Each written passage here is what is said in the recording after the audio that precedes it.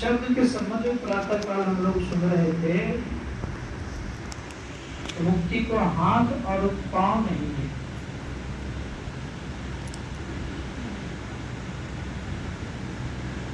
ना ही उनको प्राप्त करने पर आवागमन होता है। इसलिए संत कबीर साहब ने कहा, कहो उस देश की बतिया जहां भूत नहीं दूर। मुक्ति प्राप्त करने वाले व्यक्तियों की स्थिति क्या होती है? वहां दिन और रात नहीं होती। ना रविचंद्र वो तारा, बिना दीपक होत उजियारा। अपने देश में रविचंद्र तारा नहीं है, फिर भी उजियाला है। वहां गम काल की नाही, जहां नहीं धूप और छाई। वहां गम काल का नहीं हुआ करता। काल का गम जहां तक है, वहां तक वास्तव में कैवल मुक्ति है। काल का गम रहने पर, जैसे सुने हम लोगों ने कि कंस का वध भगवान श्री कृष्ण ने किया और वध करने के बाद उनको मोक्ष मुक्ति दे दिया, ऐसी बात नहीं। उनको अपने लोक में भेज दिए भले, लेकिन वह मोक्ष मुक्ति नहीं मिली जिसकी आवागमन करना। ये भी हम लोगों ने सुना है कथा के माध्यम से कि भगवान का निवास स्थान गौलोक है।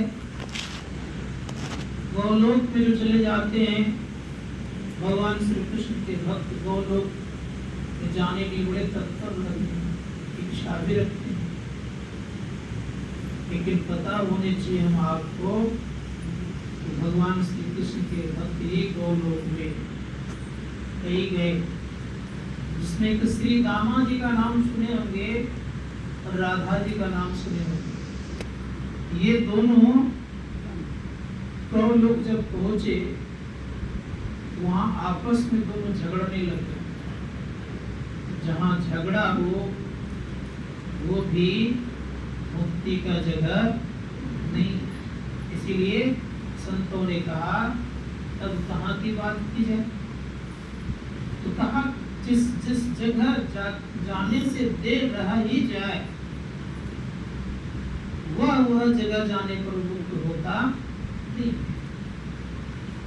कहाँ देर रहता है, इसको आज जानना चाहिए। संसार में लोग जो बोलते हैं कि स्वर्ग कहीं दूर में है, लेकिन वो भी एक संसार ही है। परम पूज्य गुरुदेव ने कहने कृपा की, सातों स्वर्ग के निवासी, दिव्य देव अमित विलासी, कोई न स्थिर सभी बटोई, शांति स्वरूप एक स्थिर हुई, शांति स्वरूप सर्वेश्वर जानो, सदा एक ऐसा हो। जितने भी लोक लोकांतर है, सारे लोक लोकांतर दिव्य देव भले है, लेकिन विलासता पूर्ण उनकी जिंदगी है। अंतर क्या है? तो सूक्ष्म लोक में है, कोई कारण लोक में है, लेकिन है स्वर्ग में ही। और जब तक स्वर्ग रहेगा तो संत वाणी कहती है वहां का सुख कैसा है? तो कहा स्वर्ग स्वल्प अंत दुखदाई। वहां का सुख कैसा है? तो स्वल्प है और अंत में क्या है? दुख है, देने वाला है। अब विचार कर सकते हैं कि कौन जगह जाने पर हमें परम मुक्ति की प्राप्ति होगी। ऋषियों ने कहा कि जहां पर शब्द नहीं है,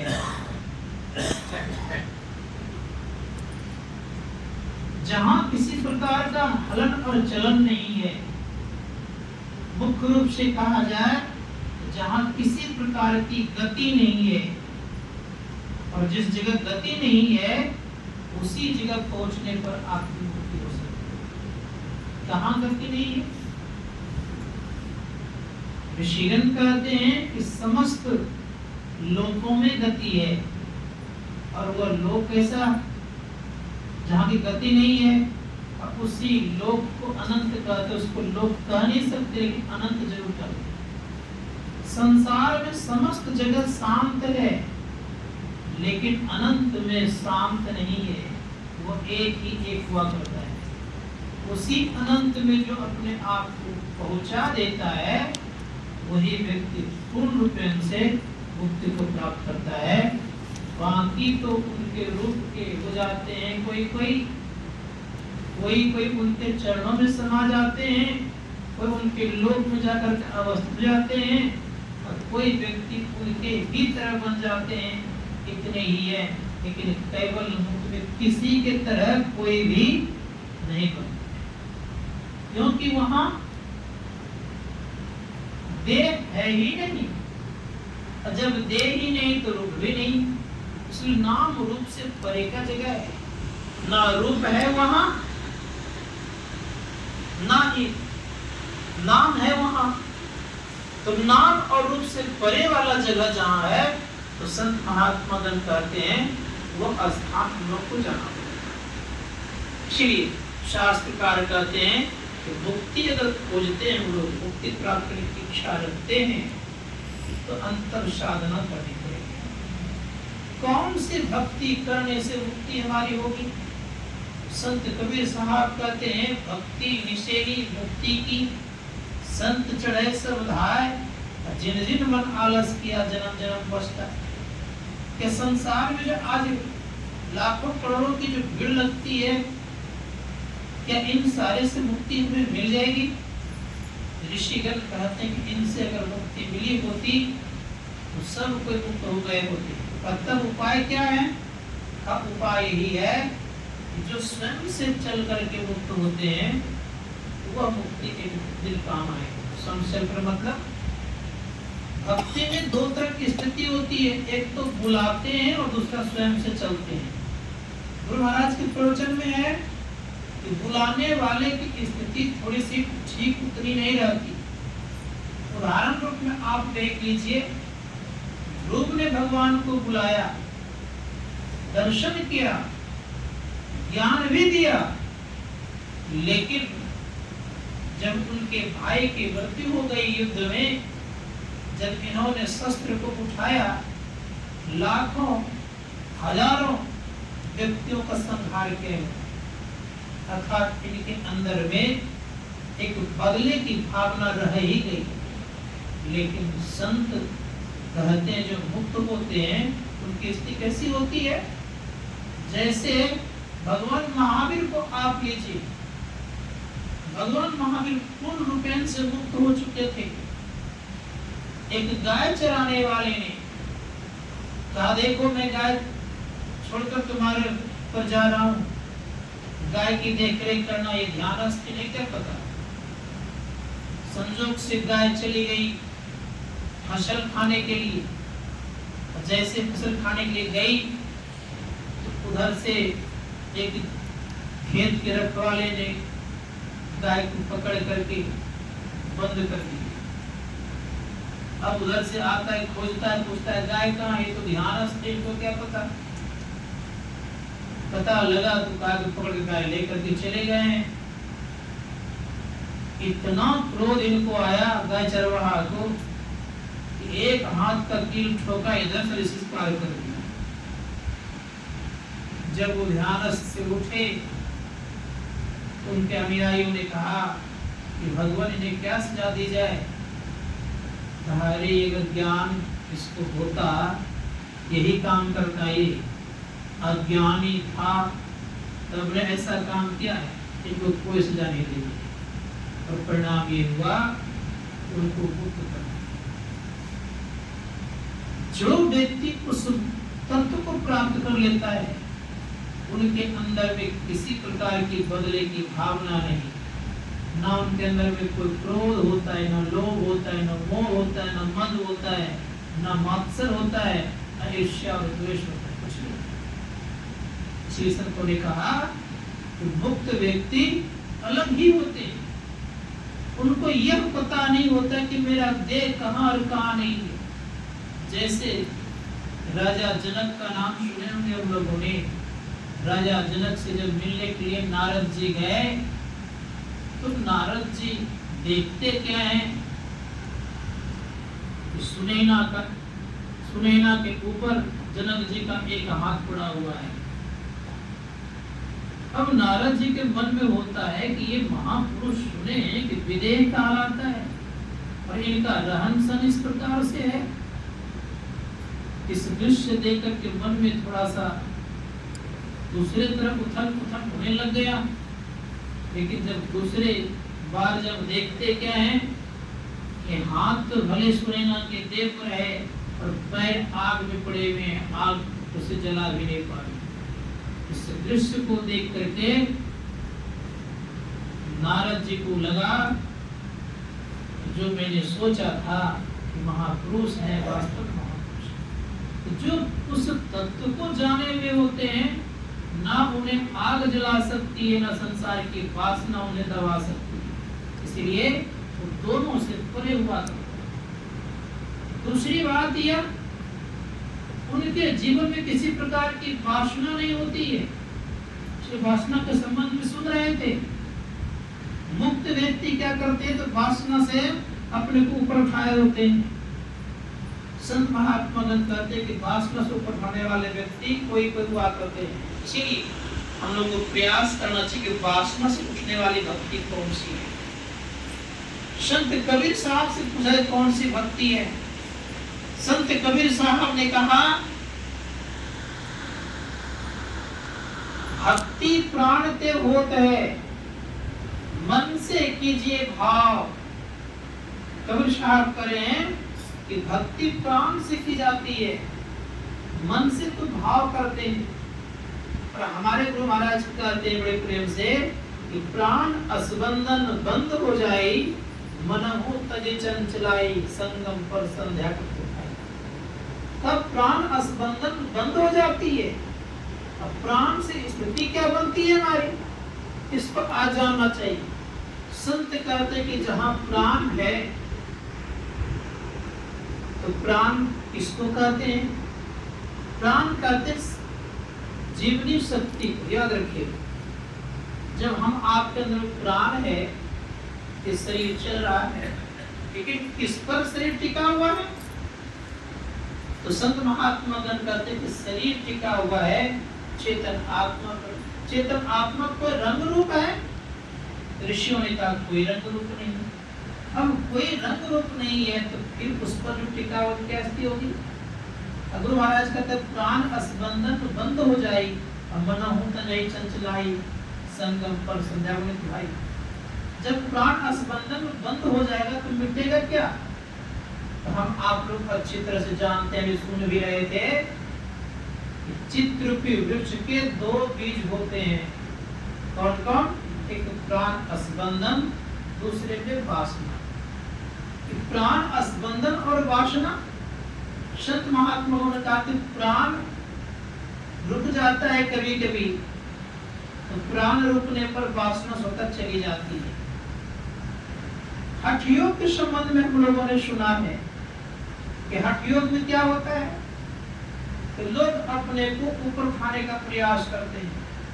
हठ योग इसकी जो बनती है उसमें ये कहा जाता है कि हवा को बंद कर दोगे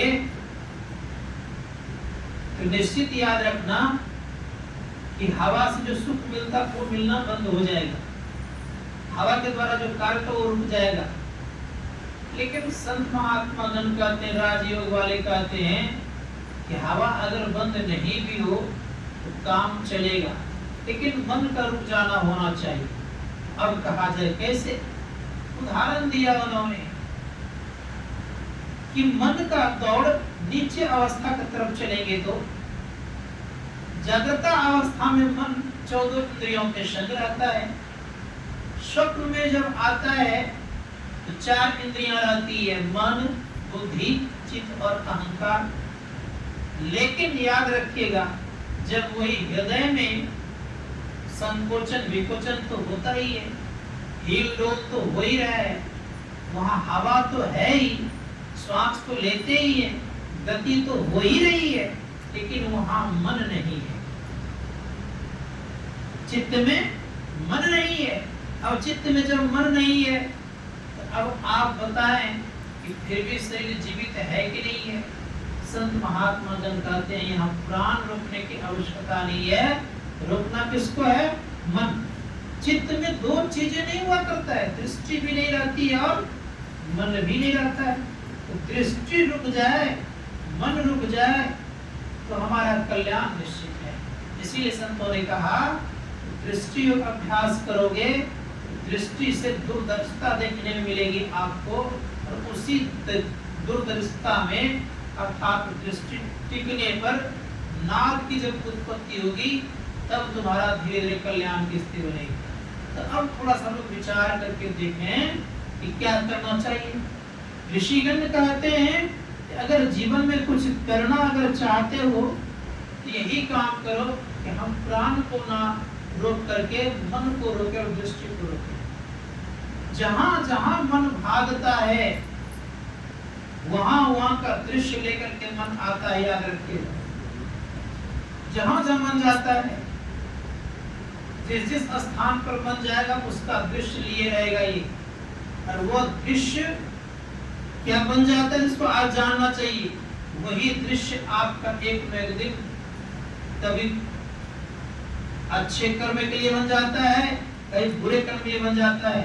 लेकिन ये ख्याल रखिएगा कि जहां जहां मन गया है उस स्थान का जो संस्कार है वो संस्कार मन पर पड़ता है, और इसी कारण से कभी कभी देखते होंगे कि हम लोगों का भजन में कुछ न कुछ बाधा होना स्वाभाविक सी बात हो जाती है। इसीलिए संत महात्मा ने कहा जगह देख देख करके जाना चाहिए।